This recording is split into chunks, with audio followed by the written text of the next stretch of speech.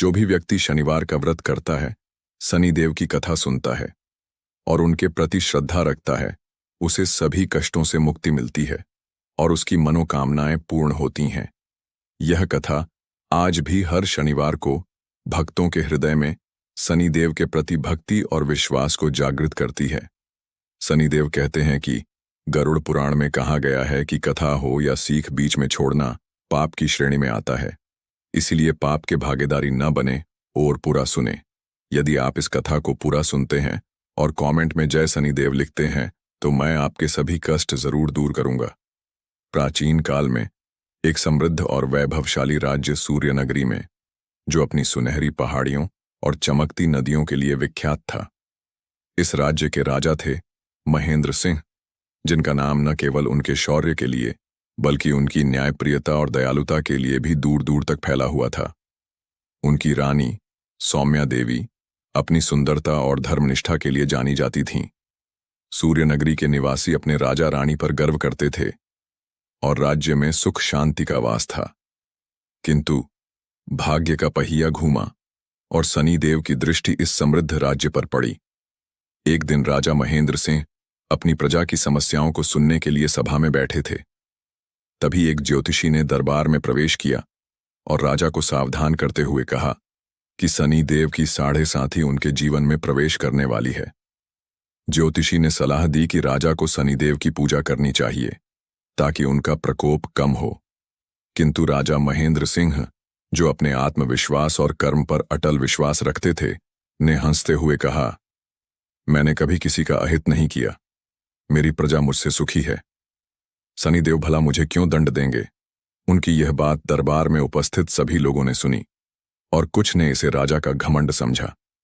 शनिदेव, जो हर जीव के कर्मों का हिसाब रखते हैं, ने इस बात को सुन लिया और राजा को उनके अभिमान का परिणाम दिखाने का निश्चय किया। कुछ ही दिनों बाद राजा महेंद्र सिंह ने सूर्यनगरी से दूर एक व्यापारिक यात्रा पर जाने का निर्णय लिया। उनका उद्देश्य था पड़ोसी राज्य चंद्रपुर के साथ व्यापारिक संबंधों को और मजबूत करना।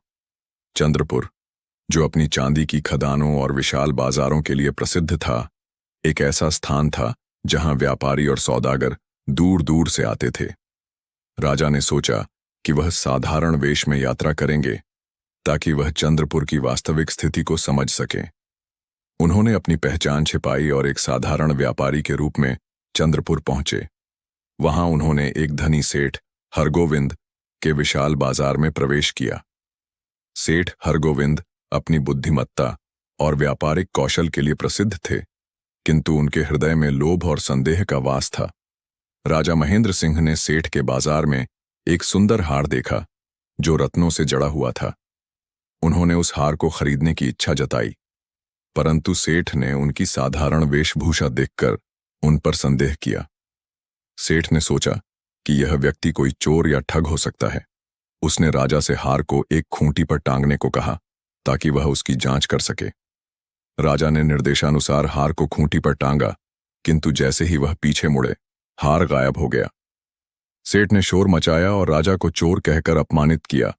उसने सैनिकों को बुलवाया और राजा को बंदी बना लिया। सेठ की पुत्री काव्या, जो अपनी सौम्यता और बुद्धिमत्ता के लिए जानी जाती थी, उसने अपने पिता से राजा के पक्ष में बोलने की कोशिश की, किंतु सेठ ने उसकी एक न सुनी। राजा महेंद्र सिंह को चंद्रपुर की काल कोठरी में डाल दिया गया। वहां उन्हें अनेक यातनाएं दी गईं। शनिदेव का प्रकोप उनके जीवन में पूर्ण रूप से प्रकट हो चुका था। उनकी सारी शक्ति और वैभव छिन गया। काल कोठरी की ठंडी दीवारों के बीच राजा को अपने घमंड पर पश्चाताप हुआ। उन्होंने मन ही मन शनिदेव से क्षमा मांगी और प्रार्थना की कि उन्हें इस संकट से मुक्ति मिले। उनकी भक्ति और प्रायश्चित को देखकर शनिदेव का हृदय पिघला। उन्होंने राजा को एक स्वप्न में दर्शन दिए और कहा, हे राजन, तुमने मेरे प्रकोप को देख लिया। यह तुम्हारे अभिमान का दंड था, किंतु अब तुमने सच्चे मन से क्षमा मांगी है। मैं तुम्हारी प्रार्थना स्वीकार करता हूं। जो कोई मेरा व्रत रखेगा, मेरी कथा सुनेगा, चींटियों को आटा खिलाएगा और मेरा ध्यान करेगा, उसे सभी कष्टों से मुक्ति मिलेगी और उसकी मनोकामनाएं पूर्ण होंगी। अगले दिन प्रभात में जब राजा की नींद खुली तो उन्होंने अपने शरीर को स्वस्थ और बलशाली पाया। उनकी सारी पीड़ा गायब हो चुकी थी। वह कालकोठरी से बाहर आए और चंद्रपुर के राज दरबार में अपनी वास्तविक पहचान प्रकट की। काव्या, जो राजा की सत्यता और धैर्य से प्रभावित थी, उनके समक्ष नतमस्तक हो गई। उसने राजा से उनकी पूरी कहानी सुनी और शनिदेव की महिमा को समझा। इधर जब सेठ हरगोविंद को राजा की सच्चाई का पता चला तो वह लज्जित होकर उनके चरणों में गिर पड़ा। उसने अपनी भूल के लिए क्षमा मांगी और राजा को अपने घर आमंत्रित किया। राजा, जो शनिदेव के प्रकोप का कारण समझ चुके थे, उन्होंने सेठ को क्षमा कर दिया। सेठ के घर में भोजन के दौरान उसी खूंटी ने वह हार उगल दिया जो पहले गायब हो गया था। यह देखकर सभी आश्चर्यचकित रह गए। सेठ हरगोविंद ने अपनी पुत्री काव्या का विवाह राजा महेंद्र सिंह के साथ करने का प्रस्ताव रखा। राजा ने इसे सहर्ष स्वीकार किया।